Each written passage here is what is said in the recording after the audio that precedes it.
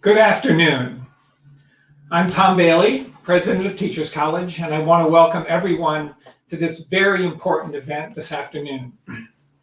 So as an academic and a citizen, I relish honest discussion, thoughtful deliberation, and robust debate, for they are the underpinnings of higher education and our democracy. Today's timely panel discussion addresses fundamental questions and challenges facing our deeply polarized society. How do we determine what constitutes appropriate public discourse? Is a society that prides itself on constitutional right to freedom of speech, what limits should be placed on what people can say, and the venues in which they can say it? How do we encourage a healthy clash of ideas while maintaining a climate of mutual respect? How do we fight the virus of misinformation and lies that has so thoroughly infected our discourse and threatens our future as a democratic society? And what point does the exercise of free speech cross the line into incitement to hatred and violence?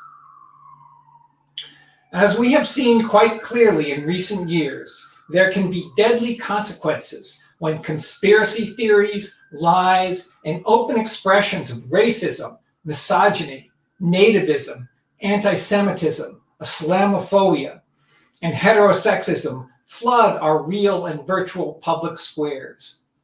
Just 3 weeks ago, we watched in horror as a riotous mob of President Trump supporters bearing attire and signs of white supremacy and anti-Semitism erected makeshift gallows and stormed the US Capitol, leaving 5 people dead and our country shaken.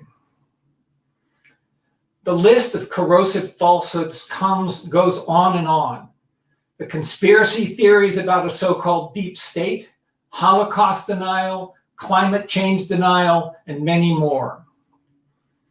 How do we counter these dangerous falsehoods and distortions of truth without suppressing people's right to express their opinions? Is the deplatforming of former President Trump and notorious purveyors of conspiracy theories by Twitter, Facebook, and other sites a valid response, or does this cross the line into censorship? In answering those questions, I think there are 2 important issues to consider. The first is to understand the distinction between free speech protected from government censorship or sanction under the First Amendment of the Constitution, and the right of private entities like Facebook, Twitter, and the New York Times to regulate material or publish content as they choose. In short, editors, owners of businesses, school boards, and many other players in our society constantly make judgments about what they consider appropriate and acceptable. They have that freedom, and we expect and want them to use it responsibly to uphold certain standards and practices that promote healthy learning and work environments. The second issue is the need for a measure of objective truth. How can we expect to bridge this nation's divides when 1/3 of the population cannot agree on the same set of facts? Again, we look to people in positions of responsibility to ensure the reliability of information, not to control the discourse or suppress dissent, but rather to help informed citizens make up their own minds. I thought President Biden spoke to this issue quite eloquently when he said, quote, "There is truth and there are lies, lies told for power and for profit. And each of us has a duty and responsibility as citizens, as Americans, and especially as leaders, to defend the truth and to defeat the lies." I also took note of his message to those fellow citizens who likely will continue to oppose him. If you still disagree, he said, so be it, because the right to dissent peaceably within the guardrails of our republic is perhaps our nation's greatest strength. A healthy organization or democracy needs guardrails to continue functioning well. What precisely those guardrails should be and where we should place them remain a subject for debate. But sustaining a peaceful discussion of this question will help to maintain a climate of understanding and mutual respect in our communities and workplaces, at Teachers College, and throughout society. And now, I'm proud to introduce a colleague who has done so much to establish a climate of understanding, mutual respect, and fellowship here at Teachers College. Please welcome our Vice President for Diversity and Community Affairs, Dr. Janice Robinson. Thank you. Thank you so much, President Bailey. I am deeply grateful for your taking the time to welcome us and for setting the stage as this country continues to struggle with racism, anti-Semitism, and white supremacy. Welcome, good afternoon, good morning, good evening, wherever you may be. As the President said, I'm Janice Robinson, Vice President for Diversity and Community Affairs, Associate Professor of Higher Education, and TC's Title IX Coordinator. Today's program, Democracy in Danger, Facts, Free Speech, and Hate Speech, is part of our office's ongoing Democracy in Education series. We use education as a tool to learn about relevant issues affecting our democracy. We seek to engage about our Constitution and our human values. After the January 6th insurrection at the US Capitol, we thought it was important, it was really imperative to quickly address some of these complex issues. So I'm thrilled to have three wonderful and esteemed colleagues, Dr. Sigal Ben-Porath from the University of Pennsylvania, who has returned to TC once again to be with us and to bring her wisdom, as well as Professor Lalitha Vasudevan and Professor Mark Gooden, who are bringing their expertise as well. They did not hesitate when I reached out, and they said yes, despite their hectic academic and research schedules. We want this time with you to be a conversation, to be about information and a conversation. So my job is to introduce Dr. Mark Gooden, who is the facilitator and participant, and he will introduce our additional participants. Mark Anthony Gooden is the Christian Johnson Endeavor Professor in Education Leadership and Director of the Endeavor Antiracist and Restorative Leadership Initiative in the Department of Organization and Leadership at Teachers College, Columbia. Dr. Gooden's research focuses broadly on culturally responsive school leadership with specific interest in the principalship, anti-racist leadership, urban educational leadership, and legal issues in education. He is the past president of the University Council for Educational Administration, a consortium of over 100 higher education institutions committed to advancing the preparation and practice of educational leaders for the benefit of schools and children. Dr. Gooden is co-author of the upcoming book, 5 Practices for Equity-Focused School Leadership.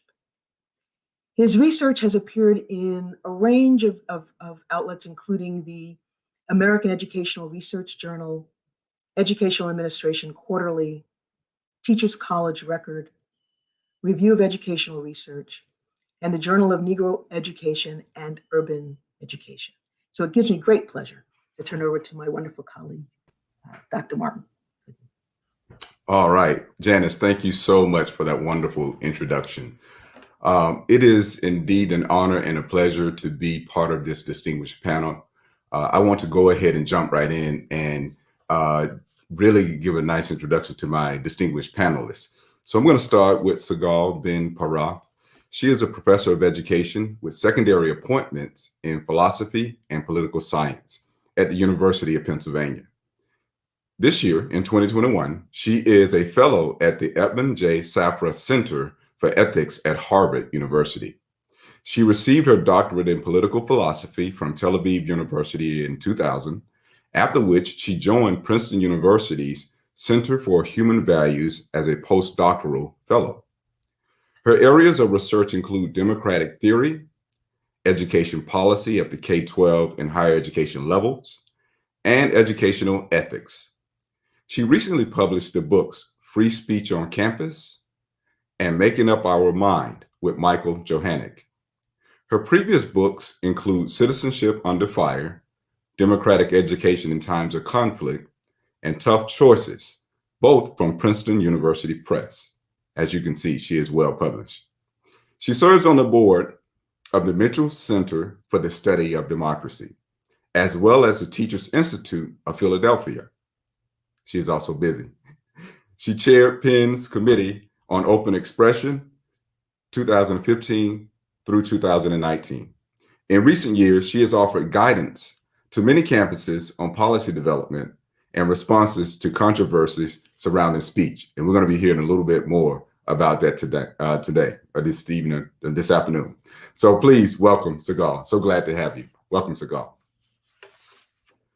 All right, next, I want to introduce my distinguished colleague, Lalitha Vasudevan, who is Vice Dean for Digital Innovation and Managing Director of the Teachers College Digital Futures Institute.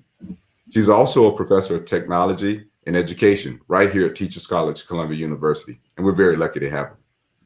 She is the founding director of the Media and Social Change Lab at Teachers College, Columbia University. Her work examines literacies, communication, and media practices of youth across settings and explores the role of digital media in young people's educational trajectories and well-being. She has engaged in participatory and ethnographic research with youth in classrooms, after-school programs, detention facilities, alternatives to incarceration, and social service organizations. She has also conducted professional development with K-12 teachers about the integration of technology and media into their pedagogy. And she maintains long-term research practice partnerships with organizations that are committed to improving life chances for youth. Please welcome my colleague, Lalitha Vasudevan. All right, so we're going to just jump right in. Sigal is going to give us a brief presentation, I think, and to get us warmed up, and then we're just going to do what we do and engage. So Sigal, turn it over to you. Thank you so much, Mark, and thank you to Janice and to President Bailey for the kind invitation. I'm thinking this year about the topics that President Bailey has started us off with, as I'm working on a book that tries to connect the current state of campus speech and the wars or struggles around the boundaries of expression on college campuses with the overall struggle that we are facing in our democratic public life. And I really think that the two issues that we need to focus our attention on in this polarized time, in a time when so much of our worldview is influenced by our political affiliations, the two main issues that we need to think about as we try to rebuild our way to democracy are how we think about truth, facts, knowledge, right? That's one topic. And then the other topic, how we think about inclusion, about safety, and about the harm that we might face within our communities, right? And so I think the work to rebuild our democratic public sphere really depends on working to understand how we think about knowledge and truth on the one hand, and how we think about inclusion, safety, and harm on the other hand.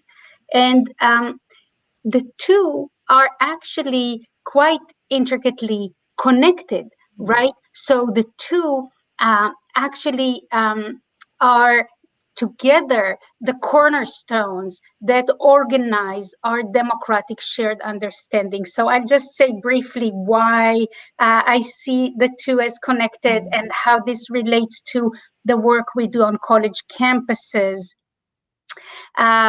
So generally speaking, we might think that it's easy to agree on the main facets of reality, right? We all have our access to information. We all can either read or watch the news. We can understand similarly what is going on. However, as we have seen, we don't always agree on what reality is and what it means, right? So we don't all agree on the outcomes of the election. We don't all agree on the current public health crisis. We don't all agree on core basic facts about reality. And part of the reason to that, if you will allow me one obscure term in this talk, the reason for that is that we have entered epistemic niches, right? We have entered small rooms where our entire reality is organized based on our ideology. And in fact, our understanding of who can sit with us in these rooms, right? Who is included is informed by the same ideological affiliation, right? So both our vision of reality and our vision of inclusion are part of the polarized public sphere. And as a result, facts alone, watching the news, reading a book, they won't convince us, right? And so just to give a taste of the solution that I want to point at, many studies show us that what can change our minds and bring us closer together in our view of reality and in our view of who belongs, our testimonies, our connections across difference at the personal and civic level. And these are the kinds of long-term interactions across difference that college campuses really can provide us and can help us in this way regenerate our democratic public sphere. So I'll stop here. I have a lot more to say, but I think it's a good start. Absolutely. Well, Sigal, thank you for that great introduction. I'll just say a few words here, then I'll shift over to Lalitha. I'm so glad you framed it really around truth, knowledge, ways of knowing, and this idea of inclusion, because you're right, these are really intricately connected and related. There's a quote I like to really use, and it says, "We see and understand things not as we are, but as they are." Let's see, we see and understand things. We see and understand things not as they are, but as we are. So when we start to think about our worldview impacting how we think about who has access to First Amendment and who should even be included in that conversation, we find, at least I found in my research, that there are differences. The narratives really bear out that we say that there are First Amendment rights, for instance, for children in schools. At least some of us say that, right? And we know that there's a Tinker versus Des Moines case, the famous 1969 case. But we also recognize that it's applied differently to students. So I'm reminded of a case around an African-American young lady in Texas. I think it came to the courts about 2018. And she was, what I think, exercising her First Amendment rights. And it came out of her supporting Colin Kaepernick. And we know Texas is a football state, having lived there before. And he's not very popular in the state because Colin, as we know, protested by taking the knee. And so this young lady said, in support of that, I would like to protest and say, I'm not going to participate in the pledge. And I'm not going to say the Pledge of Allegiance. Now, you would think that people would know that, okay, well, that is within her First Amendment right. She does not have to do that. It's her First Amendment right to in school. And we would think that folks may have been familiar with the 1943 West Virginia versus Barnett case. We would think. However, what ends up happening is that young lady is suspended, and she's told that you have to do that. And whether it was an election year or what, but the state attorney general, Bill Paxton, gets involved and says, yes, that suspension should be upheld. No recognition of the First Amendment conversation at all. I think ACLU gets involved, and a number of other folks say, listen, this is an odd thing. But what happened is so many folks had already come to say that, yes, that young lady should be suspended. And I have to believe that has a lot to do with the idea that people were not in support of Colin Kaepernick because of his racial identity and because of her racial identity, and the fact that, hey, if we have First Amendment rights, those should be extended to folks beyond their racial and cultural identity. So as you said, you know, people have particular kinds of beliefs that impact how they see the world, and it impacts their truth and their ways of knowing, even around, you know, the First Amendment and other types of constitutional rights in this country. So I'll stop there and shift over to my colleague, Lalitha, who I bet has a little bit to say about this conversation. Thank you, Mark.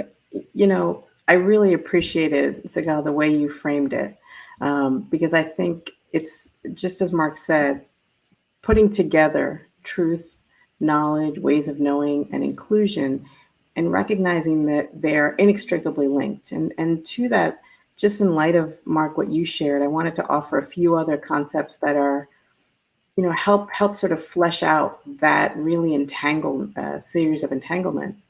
And those are the law, policies, how those policies are enforced. And I would add entitlement. And I wanted to offer just a couple of thoughts related to this. As I was thinking about this panel and I was thinking about the moment that we're in,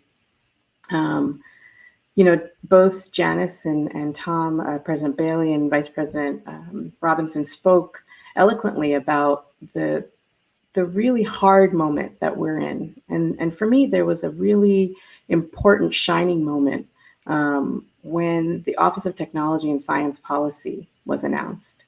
And Alondra Nelson, who's been appointed Deputy Director for Science and Society, she gave some remarks.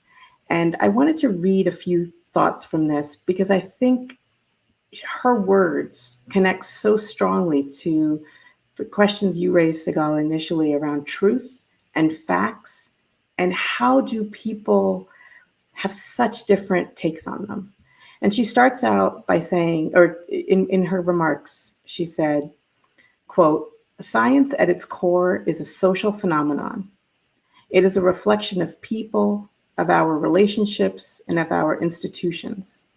When we provide inputs to the algorithm, when we program the device, when we design, test, and research, we are making human choices."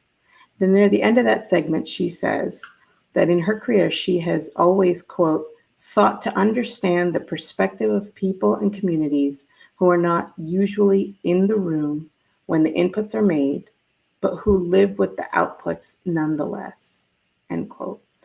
And to me, I immediately thought of that. I've been sitting with that for a couple of weeks, but it resonates so strongly for me with the way both Mark, you and Sigal talked about the differential application of laws and rules and policies and something as seemingly sacred in this nation as the First Amendment. It can't help, you know, I study communication and literacies and discourse, and I can't help but think about speech in the broader terms of discourse.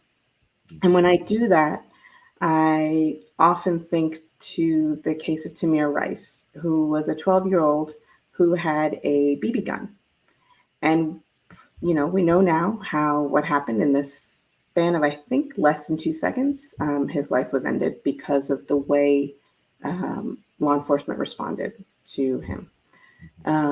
What strikes me about that seems relevant to this conversation about the differential application of laws and rules and policies is the way that people read other people's discourses, and the way that then people are prepared to, are supported to read or misread, in this case, discourses, and what response looks like in these moments. When I think about Tamir, I think it's hard for me also not to think about the young people that I've worked with, many of whom are involved in the justice system. And so the other underlying current of this, Sigal, that you brought up, was the point about inclusion. And it's frustrating sometimes to think about where those boundaries of inclusion are, and how debates around First Amendment and speech not only upend, but they remake the boundaries of who is included where. And when I think about citizenship and access to the rights of citizens, you introduced this notion of epistemic niches. And to me, the connection that I made with citizenship and young people who are often excluded is the ways that they seek out spaces to be knowers, to be the experts. So I just heard a wonderful presentation by my colleague, Ioana Literat, who is the Associate Director of the Media and Social Change Lab at Teachers College. And she has a paper coming out now looking at how young people use TikTok to really try to attend to their own sense of sanity and well-being in sort of the height of the early wave of the pandemic, March to June, I think, 2020. And so to me, those three pieces, inclusion, citizenship, and this kind of active, fierce desire to perform agency in ways that do or don't conform to boundaries, is to me connected to, Sigal, what you were saying about the solution and perhaps the hope. That even as we have debates and real tensions around problematic ways that speech and rights to speech are differentially applied and debated, that we can continue to look at practices of freedom seeking and freedom making and of agency and of agentive behavior in these non-mainstream, although one could argue TikTok has fully been mainstream now, but in these spaces. And so I just wanted to offer those three sort of glosses as we think about not only what some of the tensions are, but what can we do about this? How can we get out of the way, but also to what are the, phrase I keep hearing, or word I keep hearing, what are the guardrails to protect essentially, as you were saying, Sigal, the sort of democratic sphere, the democratic public sphere that we are all shepherds or stewards in care of.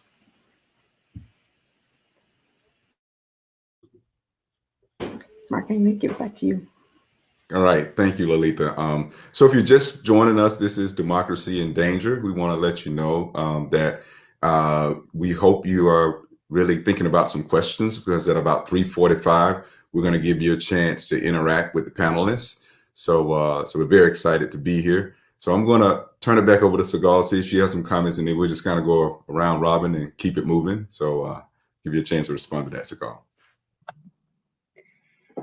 Thank you, Mark. And I really appreciate both of your comments. I think, Lalitha, you ended up by talking about or mentioning guardrails, the guardrails of the public sphere. And I agree with you that, and also with Mark, that the law in its application is creating these guardrails for us, sometimes in a just way and sometimes in an unjust way in terms of who it protects and who it fails to protect, as you were indicating both. And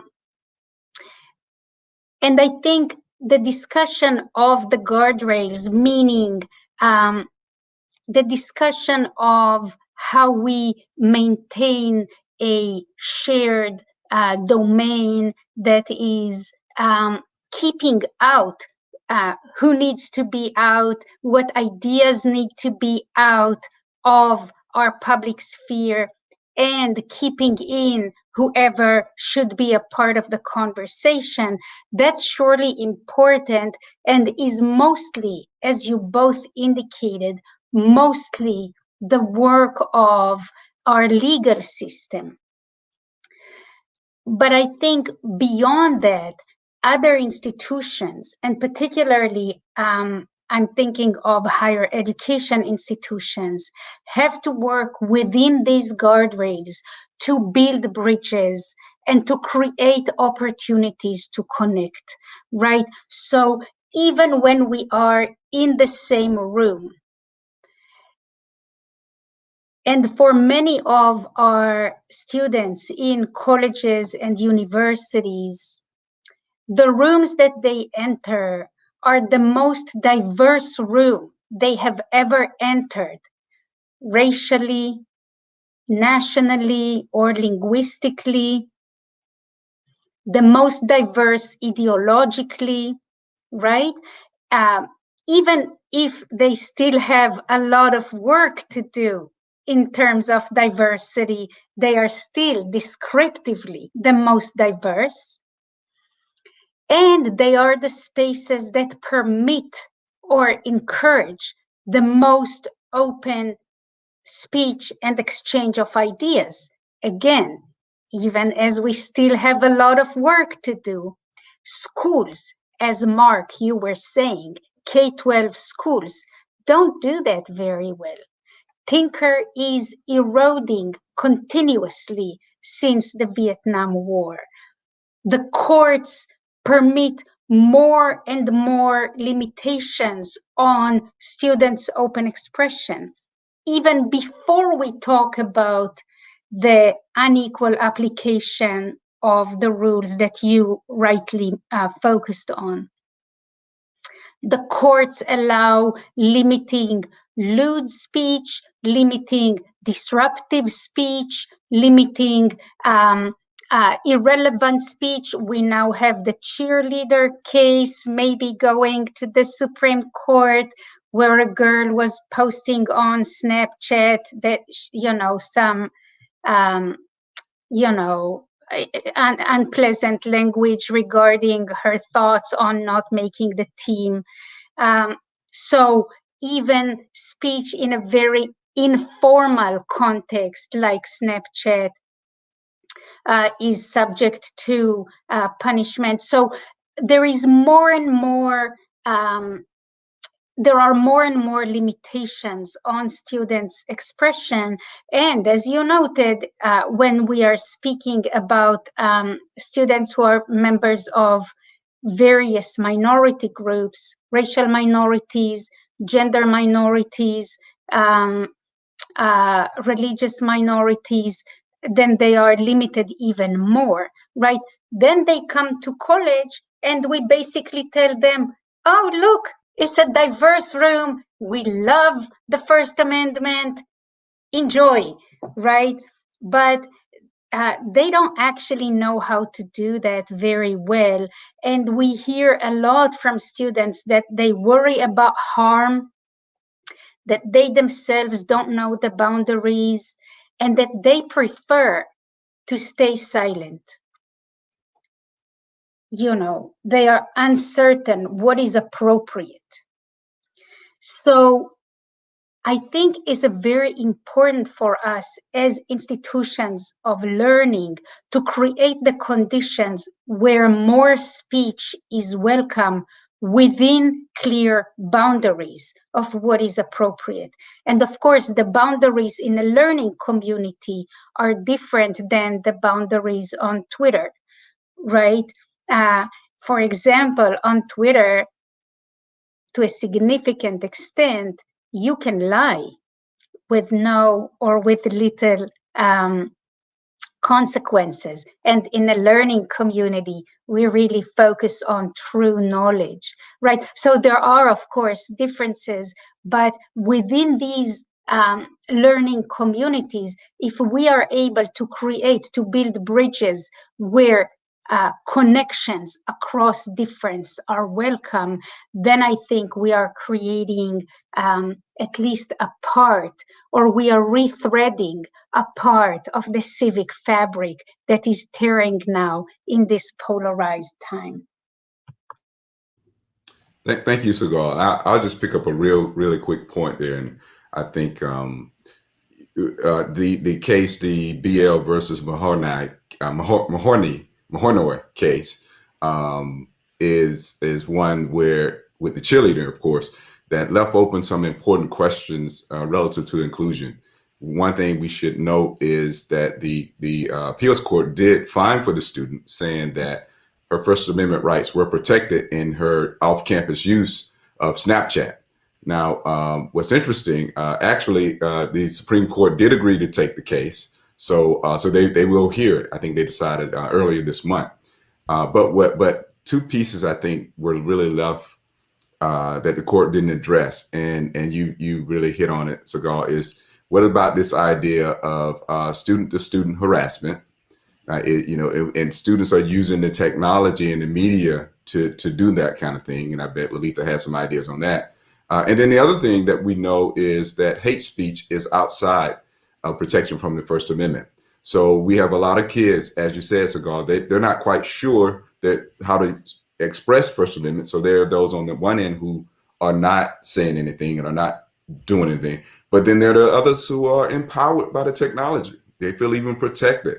So there are a lot of racial slurs and a lot of language being used that's hidden behind technology because people feel as if, okay, I'm not in the school space. So I know school educators have struggled somewhat, and then maybe that's it. That's something that we can think about in higher education, because so many colleges of education only provide school law courses for leaders, which is what we obviously teach in our program that trains principals. But perhaps it's time for us to start to think, what would a school law class look like for teachers? And I know there are a few that address that, but by and large, most do not have that as a part of teacher training. So those are some important pieces that are out there that I think teachers are having to deal with, those big questions, leaders as well. But a lot of this happens within the classroom, and teachers are wondering, I'm not as familiar with this. And so what do we do? So I'll stop there. I have more questions than answers, but I'm going to shift it over to my colleague, Lalitha, who I know has some greater input on it. I appreciate the confidence, Mark. I wanted to, Sigal, you said something that's really kind of, also touching on something I've been thinking about, because there is this kind of tension between the things that are officially developed, like laws and policies, and then the things that really happen. And I think both you and Mark are getting at this, and it lays bare the kind of inherent contradictions between not only protections and violations, but also the ways that, as you were saying, Sigal, the sort of fabric of democracy is being torn in different ways.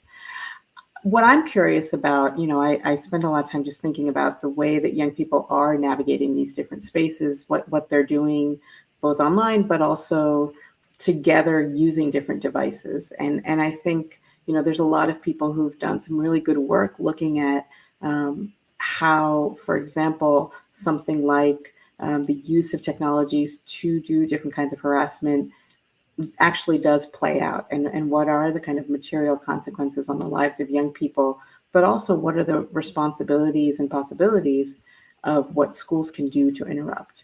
And so just given that context, I was really curious. I would love to hear a little bit more, because you had mentioned your work with different institutions, Sigal. What, you said you wanted to kind of offer this kind of hint at a solution, right? And I think you said sort of, there are studies about what can change our mind, how we can bring people closer together. This is the sort of, very obvious question, but I know it's I know it's much more complicated. What have you seen to be the places where you could start to use your metaphor, start to heal some of that fabric? Where are a couple of places, for example, you might offer some counsel to the person who is at the school where this cheerleader was, where, you know, we're trying to both think about what is the appropriate response and also think about how to protect all the people involved in this situation. What are some of the places we begin to repair that fabric?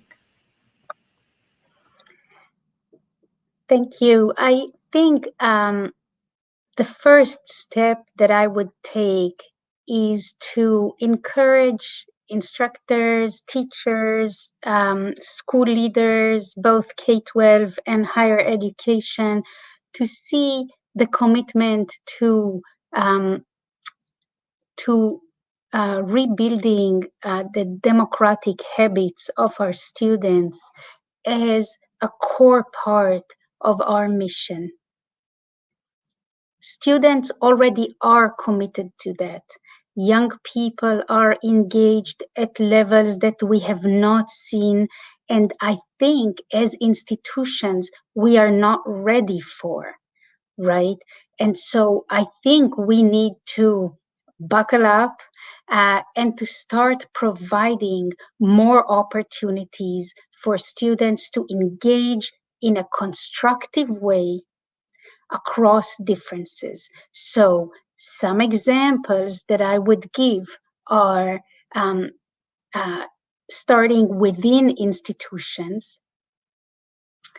Middlebury College, after the big event that happened there with an invited speaker that caused a lot of strife during the event and afterwards, they created an engaged listening project where basically any speakers that comes in by the invitation of student groups or departments or others doesn't stand on the podium where things happen in person, of course, and deliver their wisdom, right?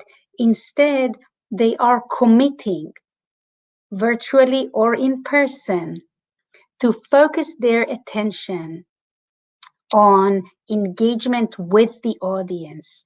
So their goal will not be to propagate whatever vision they come with, but to look to exchange ideas with the audience. It's a small difference, but I've done it with them. It makes a huge difference. It's very distinct from a talk. No, I give the interpreters an opportunity to switch. Yeah, okay. So this is one thing. And just another thing that I will mention is a really similar exchanges in among student groups across very different institutions, whether they are community colleges, HBCUs, public, regional, private, liberal arts. So different types of institutions creating structured opportunities to exchange ideas and visions in an organized way, not just a meeting for, you know, a social event, but also in a more civic exchange. So these are just small examples, but I think they are popping, you know, everywhere. And I think they are significant. And as a sector, the higher education sector, we should support them.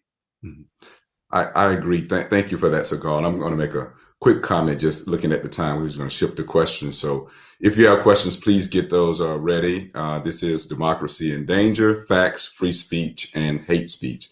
So one quick point at the K-12 level, thank you for the question, Lalitha, is, you know, as I was saying, teachers can get engaged around this work as well. And I have done some trainings and some courses some trainings with teachers, but students also are very interested, especially high school students, in the facts of a case. How do we pick through it? And oftentimes students are at the center of these cases. So they have questions about how does it work? How can I engage with this? And oftentimes, they will get wind of a case and they may even try to intimidate their teacher, saying, well, you can't do that. That's my First Amendment right. And so they get wind of this. But I think we should encourage that. As Sigal said, we should not be afraid of that, because at a time in their lives when young people are interested and ready to engage, indeed, they've led some pretty powerful protests. So we can build in youth participatory action research. I'm thinking about the youth in Chicago who said, we want the police out of our schools, and here's what we've read, and we don't think they need to be here. And so we have a number of those examples, which I won't get into in the interest of time, but I think we should encourage people that this is the way to participate in democracy. And if we need to step it up and get more engaged, then so be it. But we should not take that opportunity from them. Okay. So I'm looking at the time. I have about 3:47, and I understand we already have one question. So exciting. So what we're going to do at this point is we're going to shift the program to the question and answer. And I think that, yes, there's our first question. Oh, it's from our colleague, Carol Benson. So here's the question. First, as a comment, thanks for this wonderful discussion. Thank you, Carol. I wonder if Sigal, Mark, and Lalitha could address the interaction between First Amendment rights and the reporting of lies by, e.g., cable news. Ooh, who wants to start? Well, I don't know that I can resolve this problem, right?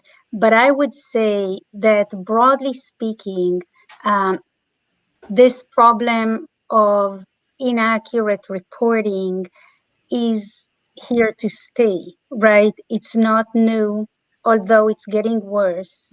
And it is entangled, as we have seen, with the political goals and with ideological perspectives.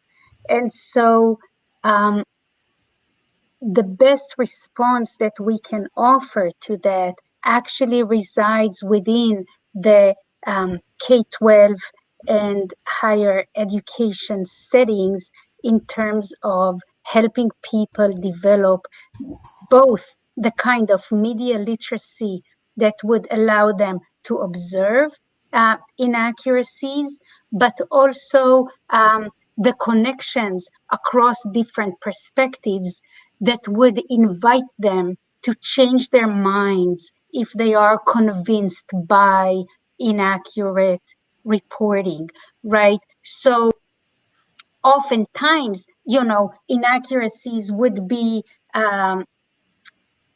take for example, even the vaccines now. There is a lot of misinformation around the vaccines.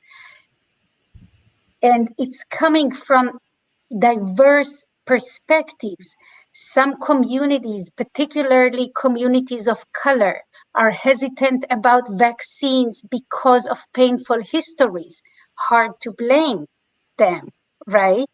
At the same time, we have people who mistrust the government. We have people who mistrust corporations or profit motives, right? So there are different reasons that people mistakenly don't believe that the vaccine would help them. So the way to resolve that is through media literacy, scientific literacy, but also community connections, where you show people, here is who is working there, here is why they do it, here is me taking the vaccine, if I'm lucky enough, and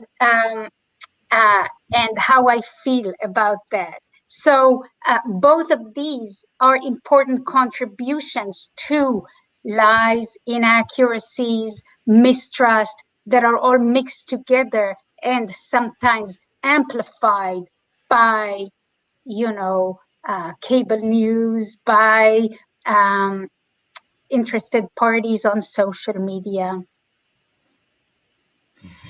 It's such an interesting question, and I'll add to what Sigal has sort of laid out, sort of as this really complicated landscape, is the communication scholars and social media scholars are talking about this as a infodemic, right? There's just an overabundance of information, and it's same sources, especially if it's almost we can't ignore the presence of knowledgeably trolling accounts and all these different platforms that are simultaneously sending out some accurate information and some inaccurate information. And part of what happens is you have such a flood, and you have a flood of information. You have an erosion of trust in the institutions where people would rely on information and as being factual. And then we go back to what Sigal said near the beginning of this presentation. It has to do with sort of the ways in which our worldviews have become so polarized and politicized that affiliation bespeaks commitment, right? And rather than what you were saying, Mark, which is like sort of how we might actually do this kind of personal education so that people are not only trusting what they can see, but are also able to connect with other sources of information. So if you have sort of this infodemic, you have erosion of trust. I think the other thing you also have is the sort of politicization of what used to be taken for granted. It's really hard to say the sky is blue. It's really hard to say that we live on the planet Earth.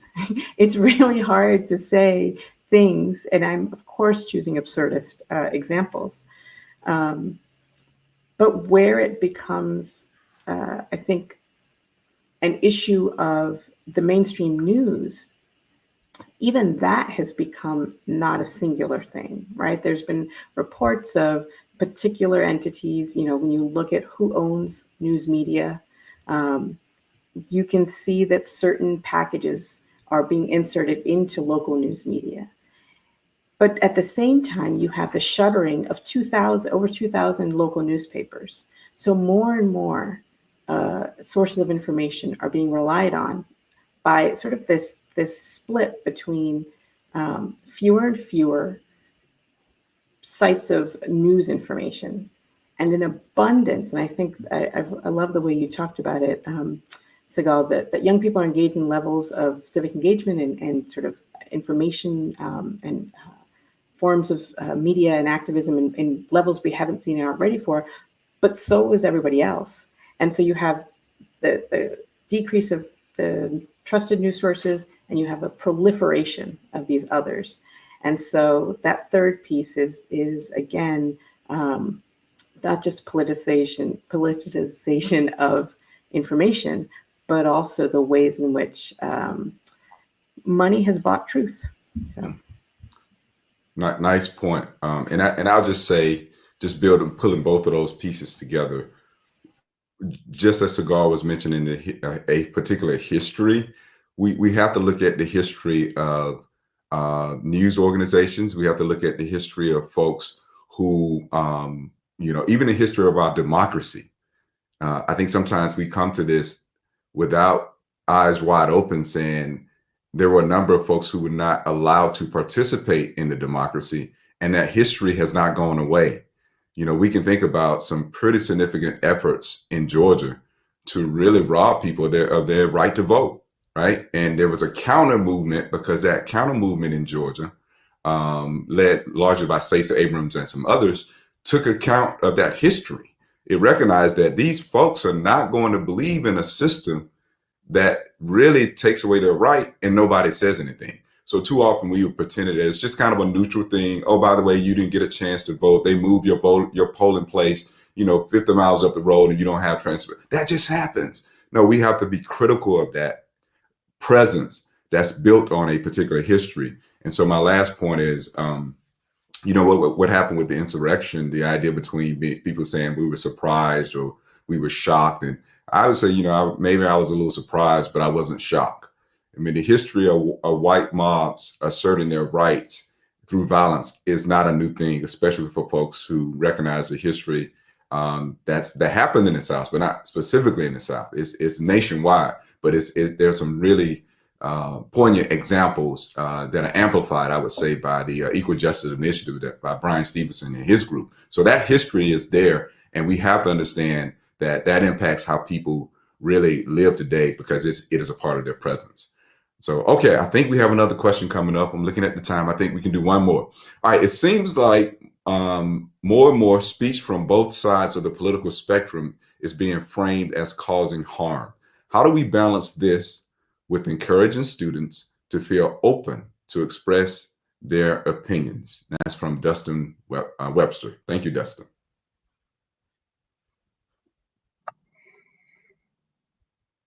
I would say that the focus on harm is important for understanding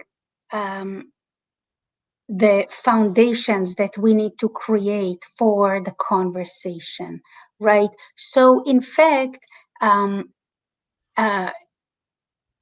when we share testimonies about pain and harm that we suffered, and when we are willing to be vulnerable in listening and in sharing with each other, we have a lot more opportunity to bridge our differences in the conception of reality that we have, right? So there is a better chance that we learn to see things in the same way, facts or knowledge in the same way, even as we maintain, different political or religious or other identities.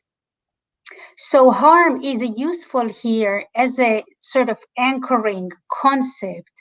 And I think it should inform how we organize our classrooms and our conversations in ways that maintain the dignity of all our participants.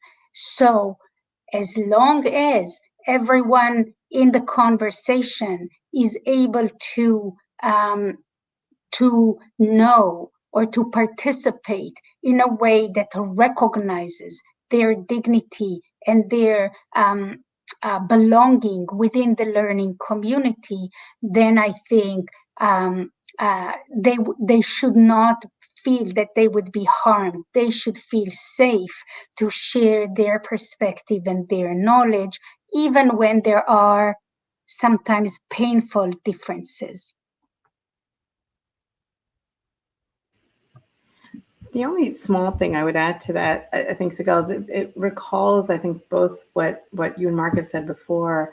And I just wanted to, because I can imagine some folks watching or thinking about this, that these structured opportunities, that these sort of intentional ways to put people together, to scaffold and create conditions for their sharing of testimonies, really beautifully thinking about the importance of reflecting on history and holding on to ways to create, to kind of honor students' dignity, underscore their belonging. I wonder how that sits. This is not something for us to answer. I know there are other questions we need to answer, but I just wanted to put out there that these structured opportunities, things we have time to plan, they sit alongside the sort of in situ, in passing things that happen. And so the hope is that a lot of these structured opportunities are going to create ways for those things that happen on the fly to be to play out differently. And I just think it's helpful to have in mind that we're operating at these two levels constantly, that we want to provide ways to support people who are responding in the moment constantly, and we want to change, shift the direction of the discourse over time as well. And I really am appreciating the ways that these kind of structured opportunities and professional learnings that you both are engaged in are attempting to do that. So I just wanted to offer that. Thank you, Lalitha. So we are at 4:01. I'm just checking in with you all on the time. I think there was one other question that was going to come. Are we able to take We can do that. Okay, there it is. All right, so we will answer this and we will wrap up. So how do you balance the statements of white supremacists when they are protesting and the rejection of their untruths and hate speech? I mean, that's just a very hard challenge, particularly because in the US, both of these are protected by the First Amendment, right? So people, broadly speaking, within some boundaries, are allowed or are not legally liable when they lie and when they express bigotry and hate. These are, again, generally protected.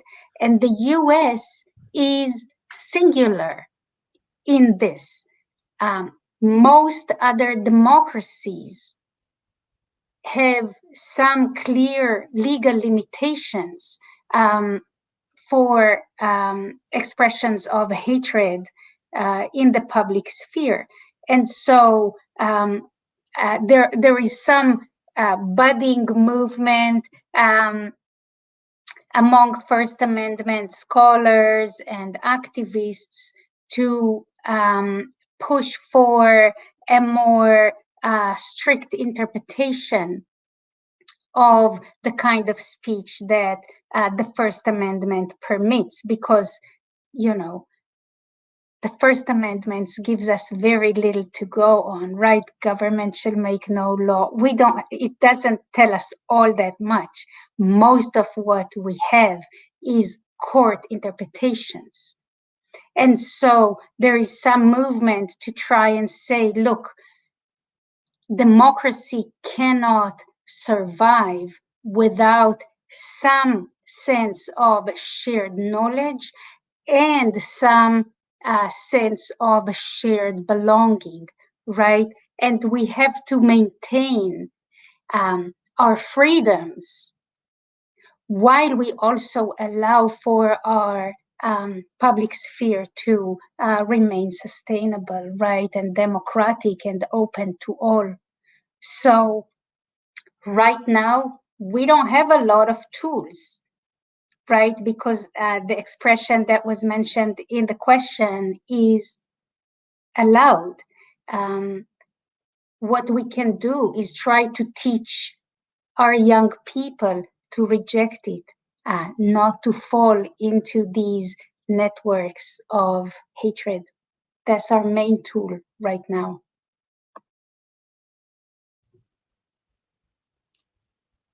Yeah, I wholeheartedly agree. You know, I think that whenever we introduce an idea and people disagree with it, I believe they're free to do that within the, as we keep saying, the guardrails or within bounds. I think in the marketplace of ideas, so to speak, we have to really educate folks, though. And unfortunately, I think in many spaces in education, we've allowed a different type of education to take place. And we've heard controversial speech rather than, and this is just in some instances, rather than prepare ourselves to engage in that healthy kind of debate, we've engaged into another space of trying to shut down people because it feels uncomfortable for us. And I work with a number of leaders and educators in general who are struggling with the discomfort, right? It's the same thing around equity issues. It's the same thing around engaging in anti-racist leadership. When we are in those powerful roles as educators, we have to be the ones who sometimes show the vulnerability first. We have to be the ones to say, paradoxically, I'm not familiar with this, I don't know, but I'm a learner and I'm willing to learn because it's that important. And if we're going to preserve our democracy, you know, it goes back to some of what we've heard and what we've read about, you know, from the founding fathers and you know, and beyond. Like, we have to make space for that controversial speech. And one of the things that, getting back to Tinker to close up, is Tinker versus Des Moines says, you know, students have First Amendment rights in schools. Yes, they do. But those rights cannot materially and substantially disrupt the rights of others or bring harm to other folks. But even though we're uncomfortable about dealing with those rights, they have them and we have to make space for that. So so that's just, again, broaden that out beyond the school. It's what happens in a democracy. We're not always comfortable with the kind of speech we see, but unless it goes into this form of, as Sigal said, lies or threats or hate speech, we've got to make room for it.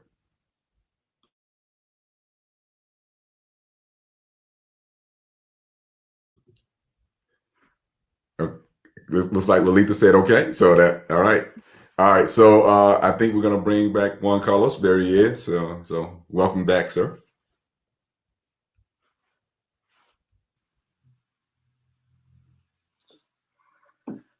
Okay, thank you. So first and foremost, I just want to take a minute to thank our esteemed panel, not only for providing this wealth of knowledge that we're all benefiting from in this virtual space, a conversation that I think needs to go beyond the walls of TC and out into the world. So I think that's sort of a benefit of this virtual environment that we've been forced into in the past year, that, you know, so much of this knowledge that sticks within our walls, we're able to share with the world. So thank you for that, but also just thank you for your graciousness and for responding to our requests. And last minute, I know we came to you right after the incident with the insurrection. We intended to do this later in the semester, but I think we can all understand the urgency of this conversation. So thank you so very, very much.